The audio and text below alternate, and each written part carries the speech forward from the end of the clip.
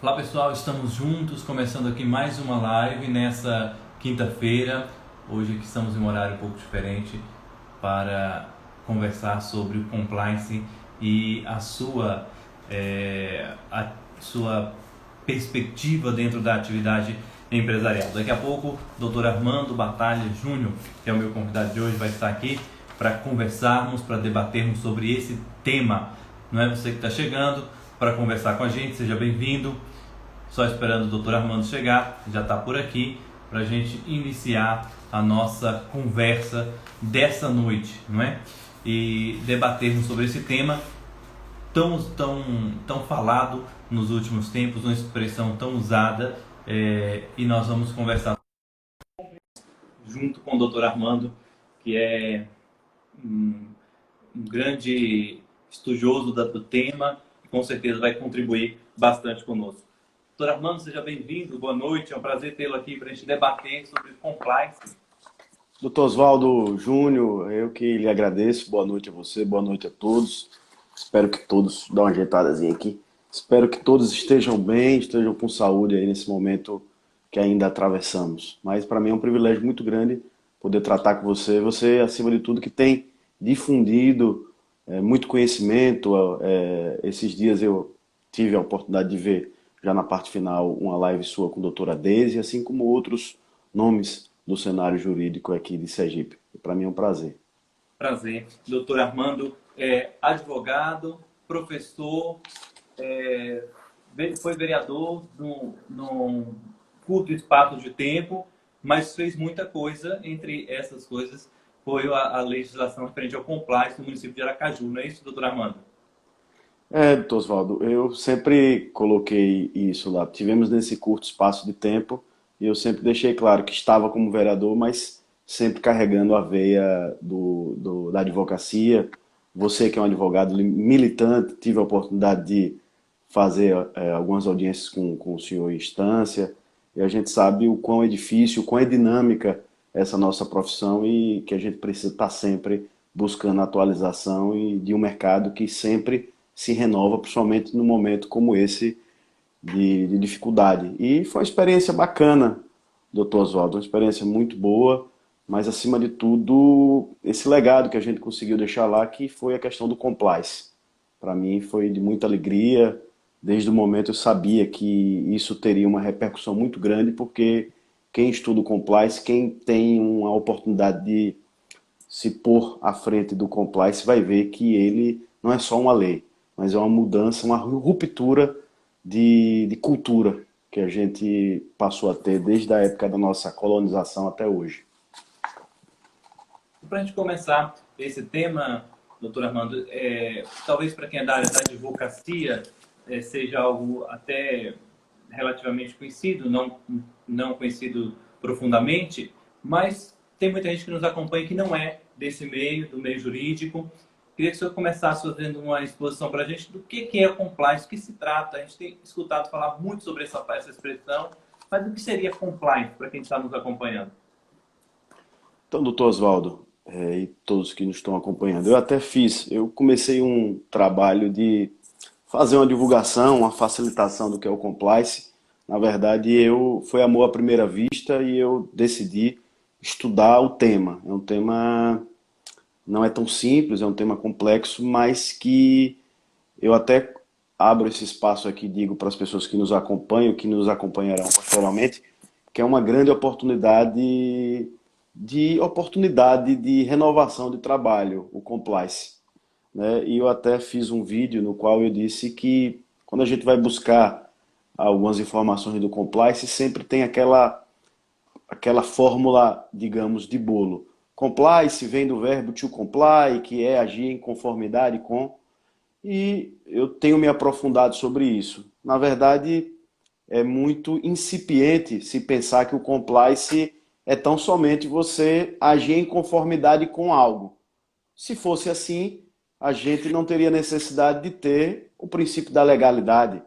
Não é com o advento do compliance que as pessoas, num passe de mágica, vão pensar, não, a partir de agora nós temos compliance. Não se pode mais furtar, não se pode mais tirar vantagem em licitação, porque agora a gente tem o compliance e a gente tem que agir em conformidade com a lei. Não é dessa forma.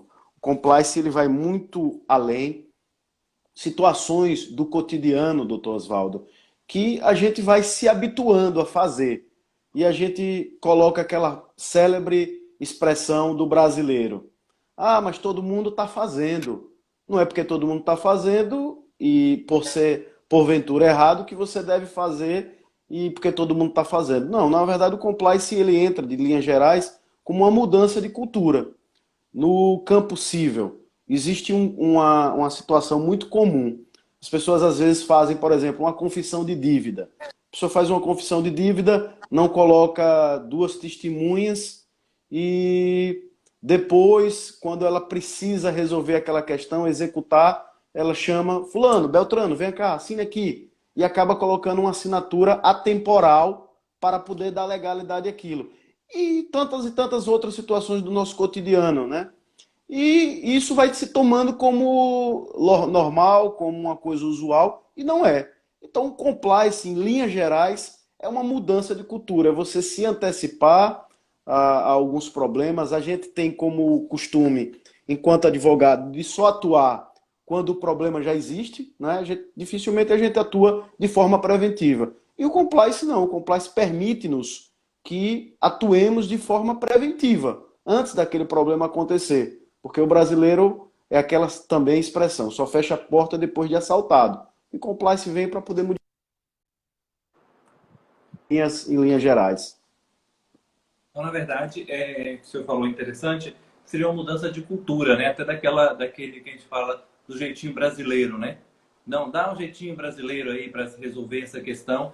O compliance vem trazer essa mudança de cultura, não só para a administração pública, mas também para na atividade privada, né, doutor Armando? Exatamente. Ele se pensou inicialmente porque o compliance ele já existe na Europa, já existe nos Estados Unidos.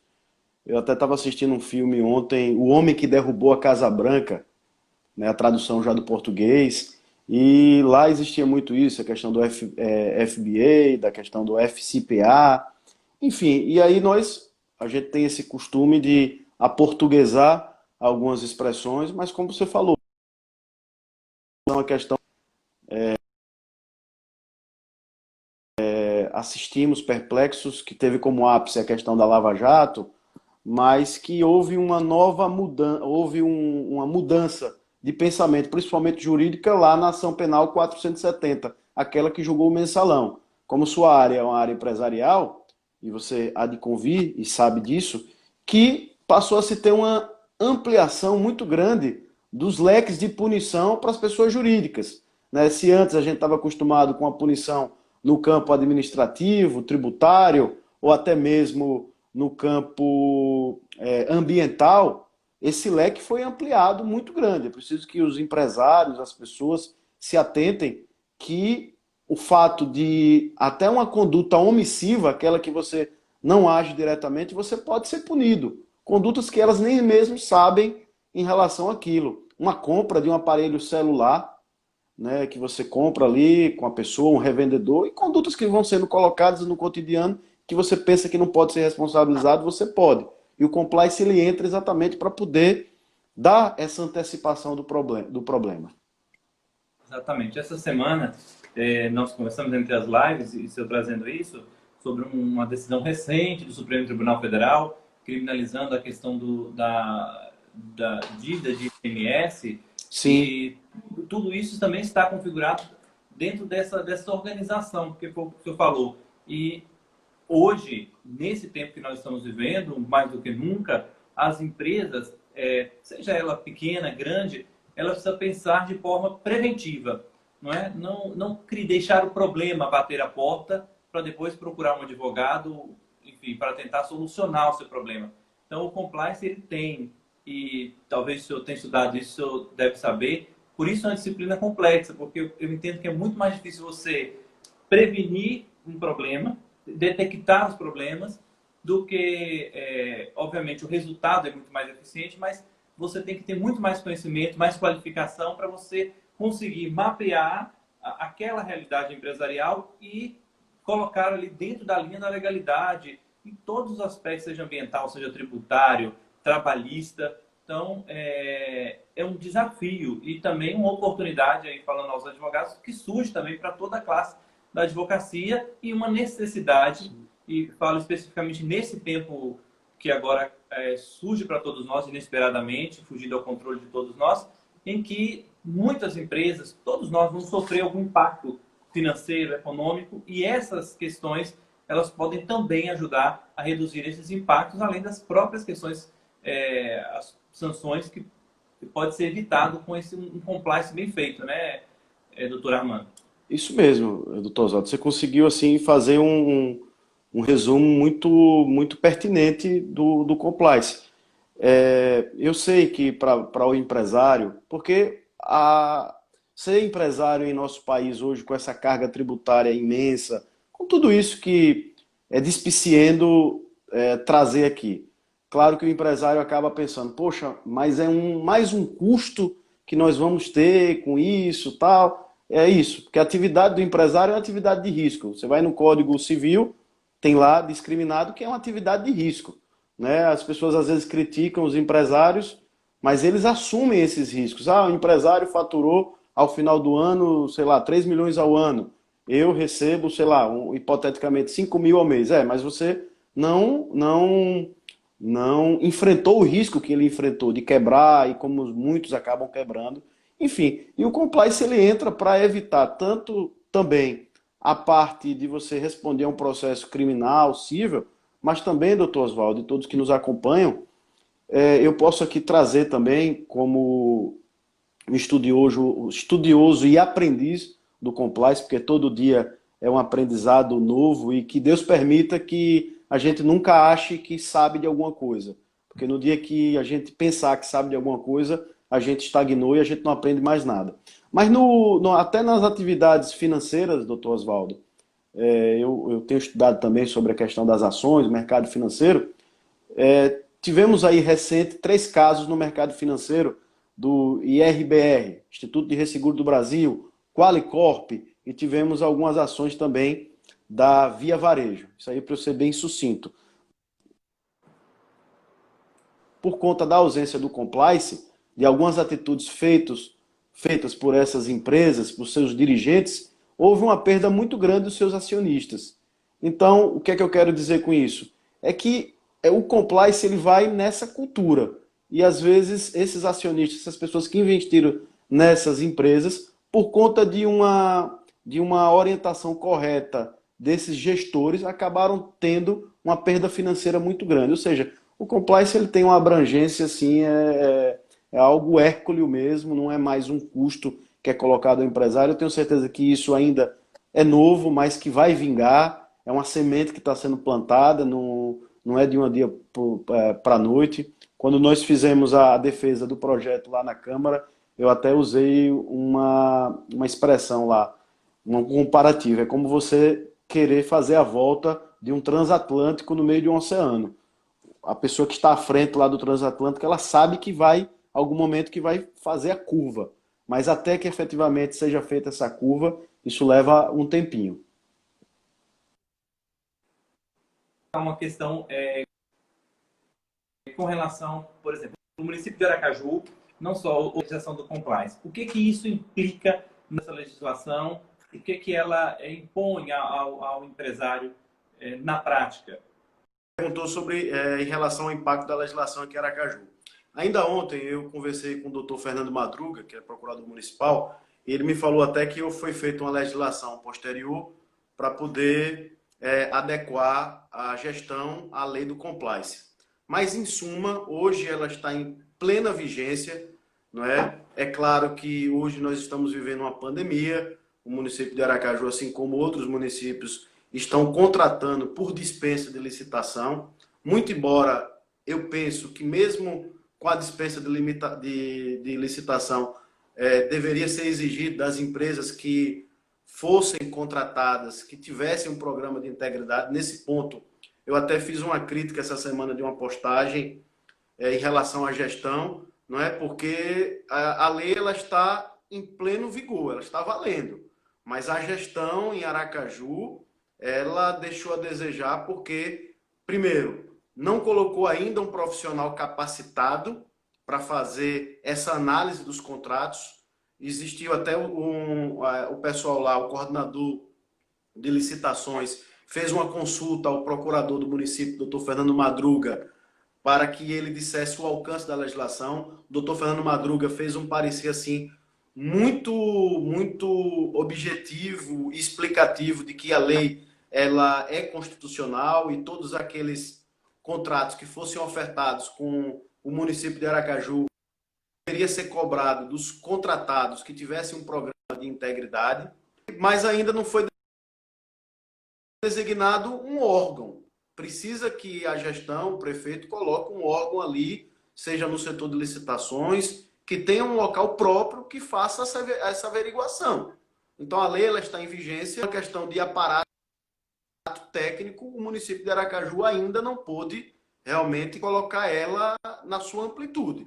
Nós fizemos essa cobrança através de uma postagem, já temos uma comissão de advogados formados para poder cobrar, seja através de ações constitucionais, seja de um encontro com o Ministério Público, seja do que for. Nós vamos fazer com que essa legislação tenha a sua total eficácia. Quando nós acabamos o mandato, eu estive com o prefeito me parabenizou pela a nossa atuação, e aí eu disse a ele, ó, prefeito, a única coisa que eu quero é que o senhor faça valer essa lei. Só isso, eu não quero nada, não tenho assim, não quero cargo, não quero nada, porque eu vivo da minha profissão, graças a Deus, e tenho a minha independência. Quero só que o senhor faça valer a legislação, porque a legislação é para as pessoas, a transparência, ele se comprometeu,